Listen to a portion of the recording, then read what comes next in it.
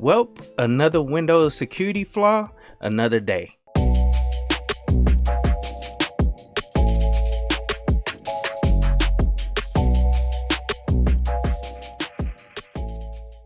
What's up, guys? It's Josh back with another video, and today I found an interesting article that I wanted to cover with you guys. Now this will affect a lot of people that are systems administrators that manage Windows servers.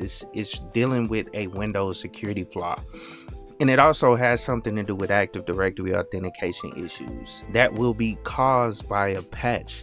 So let's go down and hop over to the article and read a little bit about it. It was basically some guidance that was put out by CISA, and I thought it would be interesting to put this out there for people that are interested in getting into the IT field and just understanding that this is part of the process.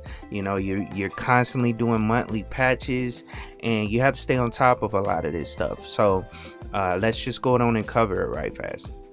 All right, cool. So I'm at the article. It's on Bleeping Computer, and of course I'll always have the link down in the description of the video, but it says CISA warns not to install May Windows updates on domain controllers. And this article was released on May 16th, which was a couple days ago, and I don't want to butcher the person's name that wrote it, so I won't even attempt. But let's go to the article. But it says the U.S. Cybersecurity and Infrastructure Security Agency, CISA, has removed a Windows security flaw from its catalog of known exploit vulnerabilities due to Active Directory authentication issues caused by the May 2022 updates that patch it.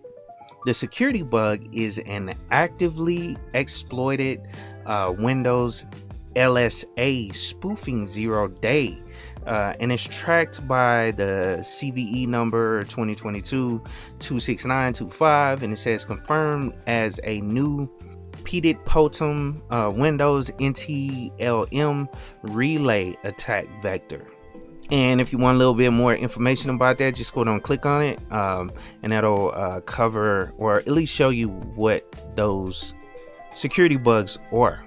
But it says unauthenticated attackers abuse that CVE number to force domain controllers to authenticate them remotely via the Windows NT-LAN manager, so NTLM.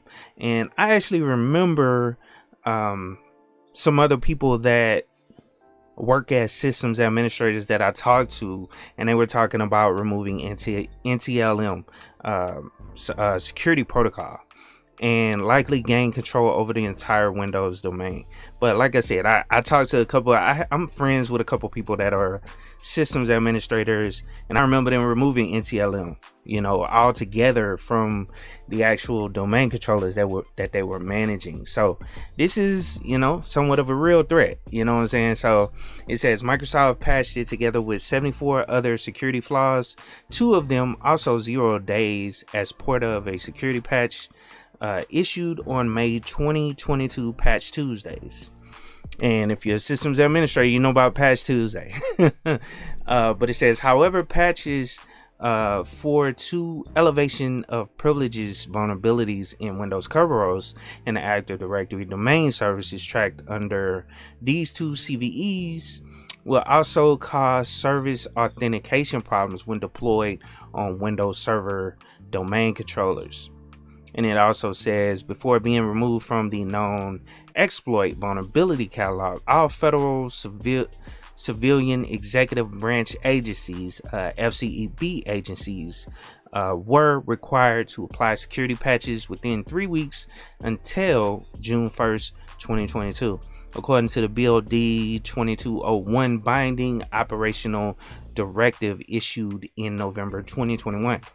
Now it says, since Microsoft no longer provides separate installers for each security issue it addresses during Patch Tuesday, installing this monthly security patches will also trigger the Active Directory auth issues, since admins can't choose to install only one of the security patches, i.e. the one to address the new PeepItTechie attack vector.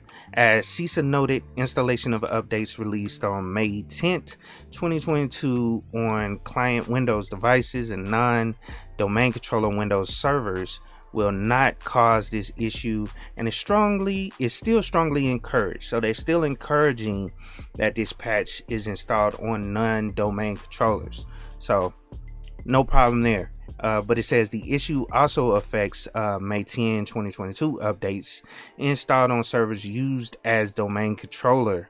Organizations should continue to apply updates to client Windows devices and non-domain controller Windows servers.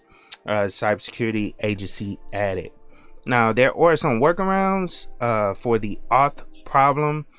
And we can go through them a little bit, but it says until Microsoft issues an official update to address the AD auth issue caused by installing this month's security patch, the company recommends manually mapping certificates to a machine account in Active Directory. If the preferred mitigation will not work in your environment, please see this KB number. Certificate-based authentication changes on Windows domain controllers. For other possible mitigations in the S channel registry key section, the company said. It says any other mitigation except the preferred mitigation might lower or disable security hoarding. However, Windows admins have shared with Bleeping Computer other methods to restore authentication for users impacted by this known issue. And one of them says that the only way they can get some to log in after installing the May 2022 Windows update was disabling strong certificate binding enforcement key by setting it to 0. So that's a potential fix for it, you know what I'm saying? But it says you know, up here it basically says that any other, you know, mitigation might lower or disable security hoarding. So wouldn't recommend it, but if you know, just trying to get people up and going, you know, on your network, then you might want to look into that. But it says if not available in the registry of the system, you can create it from scratch using a reg D word. Okay, so they do give you the registry D word that you can add in there. It says data type and set it to 0 and disable the strong certificate mapping check. Even though not recommended by Microsoft, this is the only way to allow all users to log in some environments. So that is a potential fix. Some people have used this by adding this into the registry or finding it in the registry and changing it, disabling it in order to get people on the systems. So anyway, I know this is kind of like out there. It's basically just covering, you know, something that's going on with domain controllers. And I know most of my audience may be trying to get into the IT field. You know what I'm saying? They haven't been working with domain controllers long, or they don't really understand what I'm talking about. But this is some of the issues you'll face. Now, you won't be going on Bleeping Computer, you know, a lot of times to to find out about these types of issues. You'll be seeing this on the Microsoft side. You'll see, you know, information being sent out to the company from Microsoft about these different patches.